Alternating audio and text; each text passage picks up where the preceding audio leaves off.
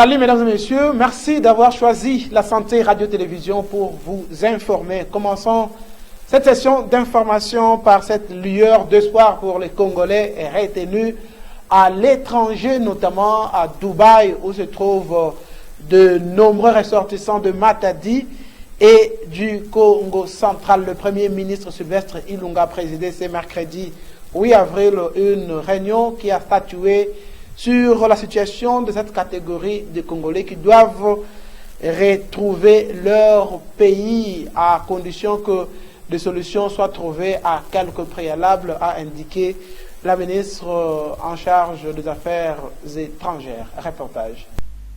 On fait l'objet d'une réunion présidée ce mercredi 8 avril par le Premier ministre Sylvestre Ilunga. Dans son cabinet de travail, quelques membres du gouvernement ainsi que le responsable de quelques services de sécurité étaient présents au cours de cette séance de travail qui a exclusivement statué sur la possibilité du retour au pays des Congolais bloqués à l'étranger à la suite de la mesure du chef de l'État interdisant l'atterrissage de vols étrangers sur le sol congolais en vue d'arrêter la propagation du coronavirus. Cette décision est tombée comme une foudre sur la tête de nombreux Congolais, notamment ceux qui se trouvaient du côté de Dubaï. Leurs conditions de vie actuellement laissent à désirer. Ils crient chaque jour leur souffrance auprès des autorités du pays. Ces appels ont eu un écho. Tout ce qui reste, c'est la solution à quelques petits aspects organisationnels, notamment des dispositions devant lutter contre la propagation de cette épidémie qui endeuille le monde entier. Ces assurances ont été données par la ministre des Affaires étrangères à l'issue de cette rencontre. Il s'y est donc ici de noter que ces Congolais qui sont concernés par cette question vont bientôt retrouver leur sourire. Poursuivons ce journal, mesdames et messieurs, par les scepticismes de certains Congolais par rapport à la réalité coronavirus à Kinshasa, où le nombre de cas s'élève déjà à 207.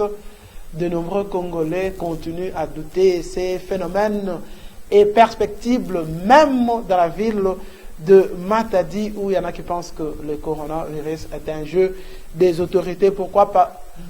Pourtant, parmi ces autorités, une a été contaminée et guérie. Heureusement, il s'agit de la ministre nationale de l'économie, Akasia Bantubola, qui a fait un témoignage et qui a affirmé avoir perdu son grand frère et sa grande sœur.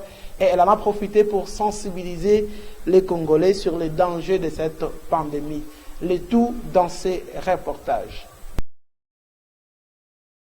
Nous devons voir les malades et le mort du coronavirus. Plusieurs personnes font cette affirmation avant de prendre conscience de la présence du coronavirus en RDC. Elles en font même une condition pour respecter les mesures barrières destinées à briser la chaîne de propagation. Ces réactions inquiétantes ne viennent pas seulement des Matadiens et des habitants des coins de la province, mais aussi surtout des Kinois qui vivent dans un milieu où l'épidémie est concentrée. Ce jeudi 9 avril, l'RDC compte déjà 207 cas, 20 décès et 10 guéris. Et 68 autres cas suspects sont en cours d'investigation. Selon les statistiques de l'UNRB, 119 patients sont en bonne évolution. Face à toutes ces données, doit-on encore vraiment douter de la réalité du Covid-19? Quelques personnes guéries renforcent la sensibilisation pour convertir les sceptiques. C'est le cas de la ministre de l'économie, Akasia Bantubola. Elle compte parmi les 20 décès jusque-là son propre grand frère et sa propre grande sœur. Le coronavirus était dans ma chair, a-t-elle dit. Parlons à présent, mesdames et messieurs, de cet accident de circulation qui s'est produit à Kinkanda dans la commune de Matadi. Il s'agit d'un véhicule poids lourd dont le tracteur s'est retrouvé en l'air. Le bilan ne fait état d'aucun dégât humain, à l'exception d'un dégât matériel moins important. Reportage. Pendant plusieurs heures, la route principale qui mène à Kinkanda dans la commune de Matadi est restée fermée à la circulation. Et pour cause, un accident de circulation. Il s'agit d'un véhicule poids lourd de marque Mercedes Actros. Ce tracteur tirait un conteneur frigorifique transportant de cartons de poissons. C'est à l'entrée Mwambakalala en face de la station de Sens que le conducteur a constaté que le véhicule s'est mis à reculer. Selon certains témoignages recueillis sur place, c'est le non-respect des tonnages qui a causé cet accident. Le bilan fait état d'aucun dégât humain. Les dégâts matériels se résument sur le fait que le conteneur s'est brisé, laissant visible tout son contenu intérieur. C'est là que la population a pu se rendre compte que le véhicule transportait des cartons de poissons. Le maire de la ville de Matadi qui s'est retrouvé sur place, lui s'est félicité du fait qu'il n'y a eu aucun dégât humain. Pour lui, c'est grâce à cette mesure sanitaire qu'il a prise de déloger tous ceux qui vendaient sur les emprises de l'État au bord de la route. Si tel n'était pas le cas, cet accident aurait déploré des victimes humaines. C'est pas pour rien que les autorités nous ont placés ici. Je dis toujours que toute autorité vient de Dieu. Nous nous sommes dit, nous trois, on revient d'une réunion, nous nous sommes dit, nous avons vu que ce que nous avons dit la semaine écoulée. Poursuivons ce journal, mesdames et messieurs, avec la Fondation Nefertiti Ngudianza qui a remis des kits sanitaires mardi 7 avril dernier au personnel de l'hôpital général de référence de Kinkanda, celui de l'hôpital de Kiamvu ainsi que ceux de l'équipement de Banana Kinshasa, OEBK en sigle. Reportage. C'est une première personne qui est venue pour déposer les équipements de protection individuelle, quoique c'est déjà beaucoup. 480 masques, 1500 paires de gants chirurgicaux, 2 cartons de savon liquide et 2 autres de gel hydroalcoolique. C'est le don de la sénatrice Nefertiti Ngudianza à l'hôpital provincial de référence de Kinkanda. Nous avons beaucoup de sénateurs, nous avons beaucoup de députés. Vraiment, nous vous demandons de suivre l'exemple de maman Ngudianza qui a pensé à l'hôpital, qui est venue déposer les équipes de protection individuelle parce que nous en avons besoin. Il ne faut pas qu'en soignant que nous puissions tomber malades. Donc de tout cœur, nous vous disons merci d'être venus. À l'hôpital général des références de Kiamvu, les personnels s'activent et reçoivent des malades de tout genre. Les 480 masques, 1500 paires de gants, 2 cartons de savon et 2 autres de gel hydroalcoolique sont les bienvenus. Depuis que la pandémie a commencé, c'est la première équipe que nous recevons qui a pensé à nous pour nous remettre tout ce matériel de protection contre ce virus. Nous tenons à remercier la Fondation. Autre bénéficiaire de la générosité de celle qu'on appelle la mère du monde, l'organisation pour l'équipement des Banana Kinshasa. Elle est la première d'ailleurs à venir et vraiment nous remercions vraiment beaucoup du fond de notre cœur. Les ponts maréchal, très fréquentés, les personnels est très sollicité et donc doit être protégé. Il n'y a pas que des agents qui en bénéficient, il y a des vendeurs qui sont tout autour de l'OEBK qui font leur petit commerce, il y a des photographes. Pour lutter contre la pandémie de Covid-19, tout le monde doit mettre la main à la pâte. Je lance un appel à la solidarité nationale. En réponse à cet appel, l'élu du Congo central a d'ores et déjà décidé de mettre 30% de ses émoluments dans le Fonds national de solidarité contre le coronavirus. Elle est également très active dans les médias. Elle sensibilise la population notamment sur les gestes barrières. Ne vous y trompez pas. Ce n'est pas une histoire montée de toutes pièces. Nous avons foi en Dieu et nous mettons notre foi en action en observant des règles d'hygiène. Ensemble, nous vaincrons le coronavirus. Ces gestes est une preuve supplémentaire de la volonté de Nefertiti Ngudianza à protéger la population du Congo central. Maman est en train de faire ça là où la fondation est représentée. Avec ses actions présentes et à venir, Nefertiti Ngudianza est plus que jamais au front pour lutter contre le coronavirus. Autre chose à présent, mesdames et messieurs, ça ne fait l'objet d'aucun doute. Vital Kamerhe, directeur du cabinet du chef de l'État, se trouve effectivement dans la prison centrale de Makala. Il a été mis sous mandat d'arrêt provisoire à l'issue des 6 heures d'audition auxquelles il a pris part au parquet général près la cour d'appel de Kinshasa. Matete, reportage. Ça ne fait l'objet d'aucun doute. Vital Kamerhe, directeur de cabinet du président Félix Tshisekedi et président du parti INC, se trouve dans la prison centrale de Makala. Il a été placé sous mandat d'arrêt provisoire ce mercredi 8 avril. Cette décision prise par les procureurs s'inscrit dans le cadre de l'attente de la suite de son instruction concernant les dossiers détournement de fonds alloués au projet des 100 jours du président de la République. Ceci est intervenu après son audition par le parquet général près la cour d'appel de Kinshasa Matete. C'est depuis 13 heures que le procureur général l'auditionnait en rapport avec les enquêtes judiciaires sur le programme d'urgence de 100 jours de Fachi. Le parquet cherche à obtenir de Vital Kamerhe notamment les renseignements sur son rôle dans la passation de marché, la procédure, les décaissements de fonds affectés aux travaux de saut de mouton et logements sociaux. Jusque-là, M. Kamerhe était entendu à titre de renseignant afin de faciliter le travail du parquet pour une meilleure administration de la justice dans ces dossiers. C'est à la surprise générale qu'autour de 18 h que le directeur de cabinet de Tshisekedi n'a pas quitté le parquet. Le procureur lui a signifié que son arrestation provisoire était actée. Concernant le débat qui a élu domicile dans la sphère politique congolaise, concernant le fait que, compte tenu de son rang, Kamerhe n'était pas justifiable par le parquet qui instruit les dossiers, certains experts de la justice pensent que Vital Kamerhe ne jouit pas des privilèges de juridiction. Il peut être jugé soit par un tribunal de grande instance, soit par la cour d'appel. Il s'est entre autres de noter que Vital Kamerhe, jusque-là, jouit de la présomption d'innocence. Cependant, si sa culpabilité arrivait à être établie, il encourt 20 ans de prison. C'est ce qui interviendrait si jamais il était reconnu coupable lors d'un éventuel procès. Les Congolais qui se trouvent à l'étranger et qui attendent de retrouver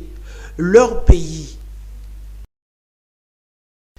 Une décision issue d'une réunion du Conseil urbain de sécurité est tombée. Désormais, les tricycles ne doivent plus transporter de barres de fer, de planches ainsi que de chevrons. Décision qui a mis les conducteurs de ces engins dans tous leurs états. Ils ont exprimé leur colère dans ces reportages.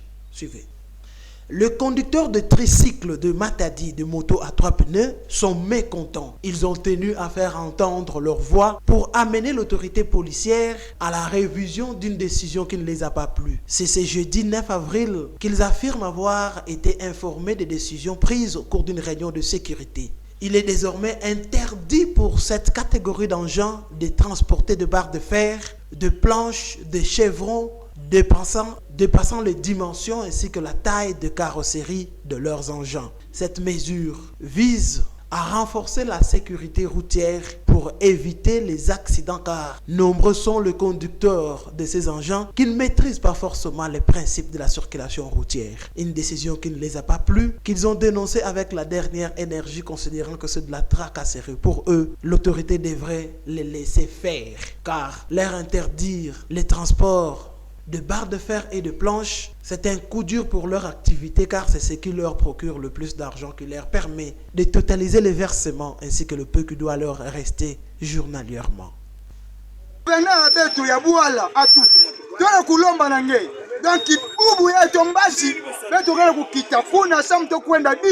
na bafumu wa bwala baba bakila beto solution samla mambu ye beto ke kokadia ve bubu ye vexe ba kokave to ke pesa ba patronini bisalu même sa kufwa siko to ke futila ba injoni paso to ke tangisa bana ni paso to ke sa ni paso munga ifo bula nzambi ke sepela fe bon beto me kuiza beto fanda na parking ya ami Kongo kuna na Kikanda sibitima beto me mona place beto ba kila ba charge avec na Kongo sibitima beto me mona colonel ne kuiza bana avec tout la colonel Johnny avec tout la bête na tabia ga vele bongo abima me luta na mezilia ya carrosserie ya beto donc ngele na ta ni baya ngele na ta ni barre de fer ni chevron ni ki mamo sine ke lenda luta de godema ya kimange beto bima mingi betere na tara bima ina ya oke fukisa beto na famille nyaga si baba gina kutekisa beto na ta bima ina mena beto na sukila wapi beto simba bambele te bana swamina na bantu ati bana wana kufa bati jome bakuna badiamba ba ese plana beto tena beja babi ka beto pesa beto tangu to sala beto fasile tena sana usala kedene misa mungu na kuwa faso ba beto ba deno a partir de journée de ça pe na tela na ba vela moto ya mesa muti mapasi semaine na meluta momo semaine ata mabaya merde de la vie mungu na bika na kanso na ba sable na ba ciment na ba barre de fer ya bima kama mose mena ata ti na kanso na chanter mère de la ville na inti ya manga sala yake vonza ti no quelque part pe ba bima ngoya na kusunga na beno ba fumu me beno ku ba kusabe yana kusunga beno ba fumu beno ku ba kusabe donc place ngele bagela camion ne futa 30000 mais moto mena ata na 15000 donc yana ko edebe beno ba fumu beno va na compréhension beno comprendre pe beto.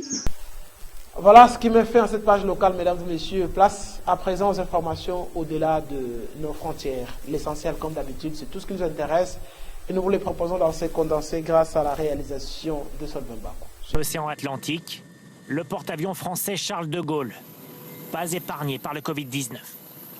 À bord, au moins 40 marins présenteraient des symptômes, annonce ce matin le ministère des Armées.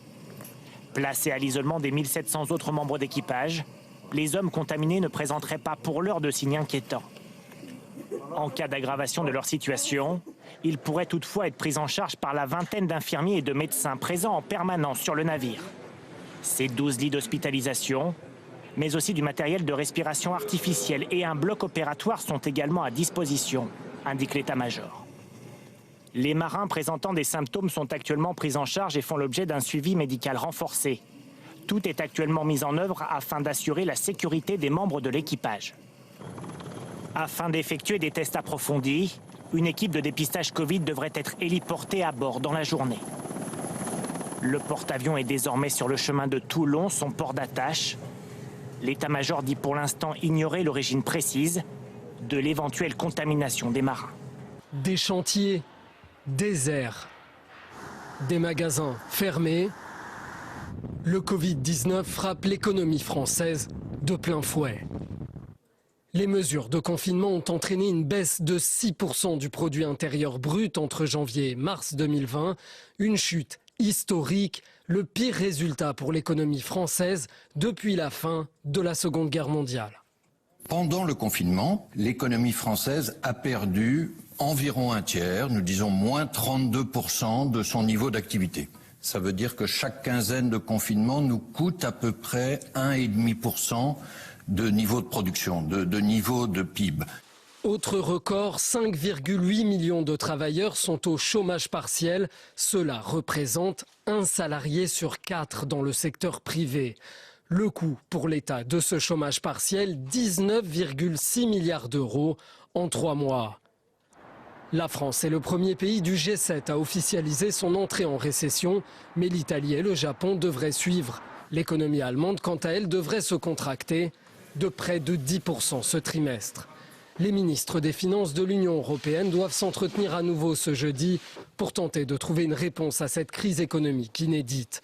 La France notamment souhaite la création d'un fonds européen de secours, mais plusieurs pays d'Europe du Nord s'y opposent. Des chantiers déserts, des magasins fermés. Le Covid-19 frappe l'économie française de plein fouet. Les mesures de confinement ont entraîné une baisse de 6% du produit intérieur brut entre janvier et mars 2020, une chute historique, le pire résultat pour l'économie française depuis la fin de la Seconde Guerre mondiale. Pendant le confinement, l'économie française a perdu environ un tiers, nous disons moins 32% de son niveau d'activité. Ça veut dire que chaque quinzaine de confinement nous coûte à peu près 1,5% de niveau de production, de niveau de PIB. Autre record, 5,8 millions de travailleurs sont au chômage partiel. Cela représente un salarié sur 4 dans le secteur privé. Le coût pour l'État de ce chômage partiel, 19,6 milliards d'euros en 3 mois. La France est le premier pays du G7 à officialiser son entrée en récession, mais l'Italie et le Japon devraient suivre. L'économie allemande, quant à elle, devrait se contracter de près de 10% ce trimestre. Les ministres des Finances de l'Union européenne doivent s'entretenir à nouveau ce jeudi pour tenter de trouver une réponse à cette crise économique inédite. La France notamment souhaite la création d'un fonds européen de secours, mais plusieurs pays d'Europe du Nord s'y opposent.